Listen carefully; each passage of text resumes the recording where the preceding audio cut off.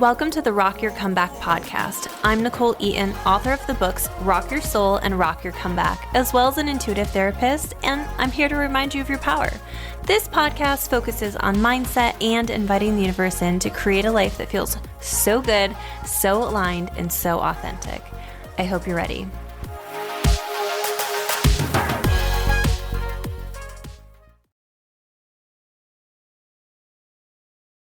Hey guys, welcome back to another episode of the Rock Your Comeback podcast. I'm your host, Nichole Eaton, author of the books Rock Your Comeback and Rock Your Soul. I'm an intuitive therapist, and I'm here to help remind you of your power. Today, we are talking about struggle, and it's a hard conversation for people. But what I've been hyper aware of is not just the struggles in my past, but also the struggles of people around me. And it's funny because as I've gotten myself out of certain types of struggles, whether that's financially or work related or whatever the case might be, as you move out of a struggle, it's almost easier to see where other people are holding themselves back. And struggle for you might look like a lot of different things. It's really any of your life areas that feel a little more challenging. And that might be something that's been going on for a long time. That might be something that's new. It doesn't matter. But today we're going to talk about what struggle is and do we need it? And ways to actively get yourself into a better position if you are struggling in your life. I'm not diminishing struggle. I do want to start off by saying that because what I'm going to say is we're going to talk about it kind of flippantly. We're going to talk about this in a way that is going to feel like you're making it sound too easy. You don't know how I've been in this for so long and it's felt like this for so long. But I want you to know that I'm not diminishing where you're at and how you got there. But I want to make it easy for you to step back into your power around the idea of struggle and move yourself into a better part of your life or a better opportunity and a better energy and a new perspective. So that's my goal for today, is that you're able to begin to start the mind shift by the end of this little tiny podcast and step back into your power in that area of your life that you're currently struggling in. And struggle comes in all shapes and sizes and forms. And a lot of people have the struggle financially where they're just, they have money come in and then they have a big check that's demanded of them to go out, right? They have a big bill come in. The car breaks down or there's an extra expense at the doctor's office. It seems to always be something, right? You can never just catch up or keep up. There's also relationship struggles. Maybe you keep dating the same type of person. Maybe you have a pattern for something where you're just, every time you think you found Mr. and Ms. Right, that you get into the space where you recognize you are dating the exact same person in a different body. There's also potential work environment struggles or mom life struggles. There's struggle for a little bit of everything. But what happens if we break struggle down into an idea? If we decide that struggle is a story that we're able to tell ourselves, that this always happens, that if I am going to have this someday, then I have to go through this. Some people believe that in order to have a really successful story that you do have to struggle. That some people believe that I have to burn myself out in order to be successful. Some people have different beliefs that are oriented around struggle. But like I said, struggle is a mindset, and it's a helpless one. It's a victim-oriented mindset. It's I am unable to do anything about this. This just keeps happening to me or around me or through me or just keeps occurring in my life. So if you're identifying some area of your life as I'm talking as like, oh yeah, Nichole, like I struggle in this area of my life. It's like I can never get ahead. The biggest question I'm going to ask you is, how often do you find yourself thinking about it or talking about it? I have some loving, wonderful relationships and friendships and family in my life. And every single time I'm around certain people, it's the same complaints, stories, and concerns. For years, this has been the case. For years, this has been their struggle. For years, this is all that we've talked about when we're together. When we pour our energy into our negative stories, we spew them all over, whether that's posting them on Facebook or calling your best friend or texting 12 people at the same time about how wrong this person treated you, whether it's your spouse or your workplace environment, whatever it is. I want you to keep in mind, where am I negatively feeding this area of my life? Am I calling up everybody? Am I always talking about it? Am I always thinking about it? Am I always flustered about it? Because every time I get the mail, I lose my shit, or every time I walk into work, I just feel on edge. What is my energy around it overall? How do I feel? Where am I feeding the energy? This is how you know when you're in struggle, because most of the time when things are going well, we don't talk about them incessantly. But when we're in a tough space, we usually have a negative mindset around it, and we pour that negative mindset everywhere. So just look in your life. Where am I focusing on the negative in this area of my life? Where am I deciding that there's scarcity within it? Where am I deciding there's just never enough? Where am I deciding that I'm just never fulfilled? It never feels good. Where in my life am I doing that? So if we think about the stories we tell ourselves and we feel like we have to struggle or we have to or nothing we do works. That's another way we amplify and fulfill our own struggle. And I'm going to say something that struggle comes from evidence, right? There was a time in my life where I was so broke and all I had was evidence of being broke. That's all I had. All I had was I didn't have enough money in the bank. All I had was that my income was limited and nothing else was coming. All I had was a daycare bill a mile long. All I had was proof that I'm not in that struggle now. But what if I there? What if I continued to feed those beliefs? What if I didn't take any chances? What if I didn't try anything new? What if I didn't move out of that energy? What if I didn't separate myself from the idea that that had to be my reality? Because I'm a firm believer in manifestation. And when we have that negative energy and that negative focus and we're feeding it over and over and over again, we don't have a lot of options neurologically on a neuroscience level to look at anything else other than proof of what we believe. So when we're in the struggle, we not only are in that low energy because struggle doesn't feel very good, but we're also perpetuating the stories and those limiting beliefs that this is the only way, this is all there is, or this just keeps happening. Not wrong, not bad, not anything else, but not helpful. And I think that's like the framing I want to take, right? It's not bad to struggle. It's not shameful to struggle. It's just not helpful. And anytime we recognize that, oof, I have been thinking this way for a long time. And man, I have been thinking about how broke I've been. And I've been thinking about how unlucky I am in relationships. And I'm thinking about all of this stuff with this toxic work and how I always just encounter a boss that's a total dick. I've been thinking about this a ton. I've been talking about it all the time. I meet my friends for drinks after work, and that's all we talk about is how awful. Because a lot of times when we're struggling, we find other people that are also struggling with the same thing, and then we all talk about it together. And then we're really amplifying that belief.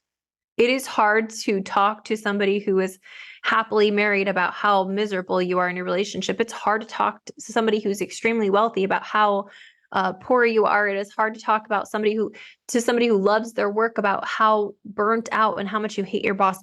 We attract the types of people who perpetuate our stories of struggle. So this is why I want you to become aware of where you're feeding the stories, who you're surrounding yourself with for examples.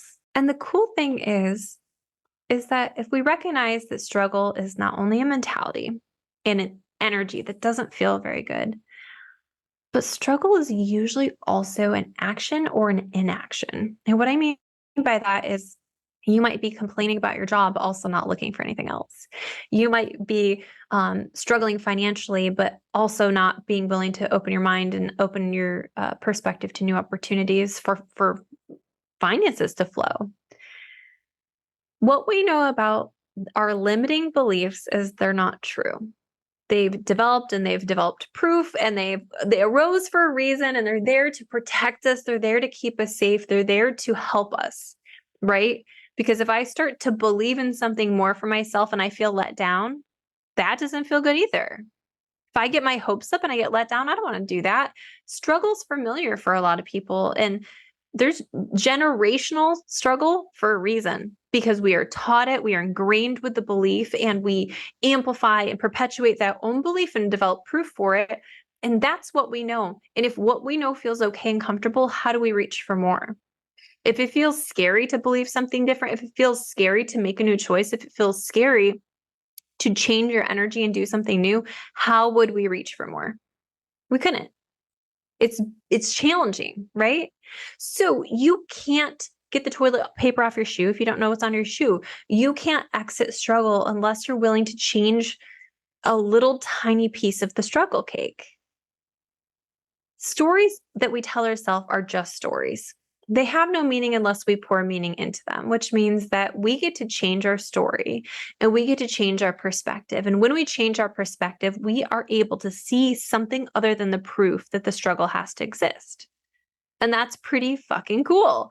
That just a shift in belief, an idea to open up for a new perspective gets to change things. I think that's a really powerful thought, is that if we begin to open our energy and if we begin to change our mind just a little, and it doesn't have to be a lot. And that's my favorite part about the work I do, is that a lot of people think for manifestation, for mindset changes, we have to go from 0 to 60. If you hate yourself, you got to love yourself. If you don't take care of yourself, you got to spend a whole day on self-care. It isn't true. We can make it small, we can make it easy, and we can make it manageable. And so I'm going to break down a couple of things that are going to help you shift out of your struggle. One of the things is going to be just catching yourself where you're feeding the story of negativity in that area of your life. So I want you to catch yourself throughout the day. I just want you to monitor your thoughts throughout the day. And if you have a thought of, oh, just never enough money for that. Oh, there's always, something wrong, or there's always a fight between me and my partner, or whatever the case might be. I want you to pay attention to where you're perpetuating the story verbally, through text, in groups, with coworkers. We like to, be miserable together. I want you to pay attention to where, when, how you're doing that. Is the story I'm feeding to these people I'm relating to in my mind, is the story that I'm feeding, is that what I want the truth to be? Because right now my brain will look for anything I tell it. It will every time. It's loyal like that. It's a Google search bar at a basic level. It's a program. If I type in, I want to struggle financially, I will look for that. My brain will look for that internally in our memories, that every time it's always been a struggle. It's always been the case, because our brain likes to do this all or nothing thinking. And then I'm going to look for proof in my external world that it's always been the case. So I want you to begin to monitor where you are fueling that story. Number 2, I want you to ask the universe to show you from a new perspective. I want you to be able to shift your perspective. And so this might look like a little prayer or intention before you go to bed or when you wake up in the morning. I'm willing to see things from a new perspective. I'm willing to have help and guidance in this particular area of my life. I'm open and willing to see changes in this particular area of my life. An open mind will solve a whole lot of problems. And we can look at just getting honest. This is, I guess, probably step 3, getting honest with yourself, getting honest with, what do I believe about this area of my life? And if my brain really is a Google search bar, what do I have to see? What does it have to prove to me? Does it have to prove to me that work is always going to be sucky and I'm never going to get ahead? Does it have to be that I'm going to get rejected from every college I apply to? Does it have to be a negative story? What might feel a little bit better? And the cool thing about our limiting beliefs is that we don't have to go from 0 to 60. We don't have to go total opposite direction, but we can find something that we're a little bit more willing to believe in. I believe that every day I'm getting closer and closer to getting this right in my life. I believe that every day I feel more in control of the finances in my life. I feel every day that I'm more in control of the relationships in my life. I believe that all the love I give to myself reflects to me externally. I believe that all the care I take for myself gets reflected to me externally. So we can begin to shift our thoughts. And again, it will help us see something new. Well, if I believe this, what would I rather believe? What would be a little bit more of a helpful belief? I'm wildly and divinely supported by the universe. I'm supported financially. I'm supported spiritually. I'm supported professionally. I'm open and willing to see things from a new perspective. We can begin to shift our thoughts. We can begin to recognize when we're thinking unhelpful thoughts. We can begin to recognize that on a neuroscience level, it is helping us look for one proof of that one thing and the repeated proof of what we know. The next thing we're going to do is we're going to slow the momentum of negative energy in that area of your life. Like I said earlier, I want you to pay attention to where you're pouring that in, and I want you to redirect it. I want you to, okay, that is a belief that I used to have. What is something that I really love about my life? What is something that's going really well? What is something that would help me feel better about this scenario? I think of Robert Kiyosaki's Rich Dad, Poor Dad. And if we're talking about even limiting beliefs, one of the things that he says is, it's not that you can't afford it, it's how will I? How will I? What will I do to afford this? Those are two whole different empowering things. One is powerless and one is empowering. So we can shift our energy to focus on the things we love. Like right now, I'm just looking out my back window and I'm like, my backyard is amazing. This is amazing. I love the room I'm in. I love the way I decorated it. It feels just like me. It feels so good. And you can change your physical space too to be more of a reflection to you. You can clean it up. You can declutter. You can get rid of things, sell things, do whatever you got to do that make your space look and feel better. But stepping into new energy is finding some gratitude. It is finding gratitude for the things that are going well, for the things that feel good, for the physical body that's in good shape, good condition, whatever that is that you can find a gratitude for, find it. It will help you shift into a better and newer energy. And the last area is maybe the hardest area. Struggle says this is the only way, this is the only choice. And I'm here to say it's not the only way and it's not the only choice. There are a million choices. There are a million different choices that you can make at all times. And maybe the choice that you haven't made to get out of the struggle you're currently in is scary. And maybe the choice that you haven't made to get out of the current struggle feels really hard and it feels really foreign. And it feels like I can't even envision that for myself. I can't even picture that for myself. I don't even know where to place that in my brain because it's overwhelming to think of. Maybe that change feels hard. But if you continue to make the same choices and run the same action in your life, you will see the same results. Maybe this looks like speaking up about something that's upsetting you and continuously bothering you at work. Maybe this feels like applying for a different job, even if you don't believe there's other jobs there. Maybe this looks like being willing and open to try something new. Maybe this looks like making a big jump. I remember there was a time where it didn't make sense financially for me to make the jump from my traditional mental health counseling job to Clarity, the business I owned in New York. And it was really scary. And I didn't know if I was able to pay the bills, but I knew I wasn't paying a ton of bills with that. And I wasn't happy. It was worth the risk, the chance, and the belief in myself that when something is pulling me in a direction that feels a little bit better, it's probably going to work out. And I'm here to remind you that same thing. When we follow our intuition, we find the path of least resistance. We find the things that help us get into alignment. We find the people, the places, and the experiences that are right for us. And it feels terrifying. There are so many jumps. I don't have a problem making jumps and taking risks. I have a problem with how I handle that and feel for the month or two after I do it. And there's been times where I've made jumps that have been amazing and incredible, but that first few months I was just feeling, what was I doing? Was that the wrong choice? What can I go back? And so sometimes the way our intuition is calling us feels scary. It's asking you to leave that relationship. It's asking you to leave that job. It's asking you to do something differently. It's asking you to maybe move. It's asking you and pulling you to make a different choice, to create more time to do things on a bigger level, maybe, whatever that looks like for you. So this is your sign to drop the struggle, to drop the story that it has to be a struggle, to be mindful of where you're feeding that story, and to step back into your power through your mind, through knowing that your choices and your responsibility within the realm of the struggle, and to know that just like it doesn't have to be hard. It doesn't have to be hard. Everyone's got this story that healing is a struggle and healing is hard and it takes a long time.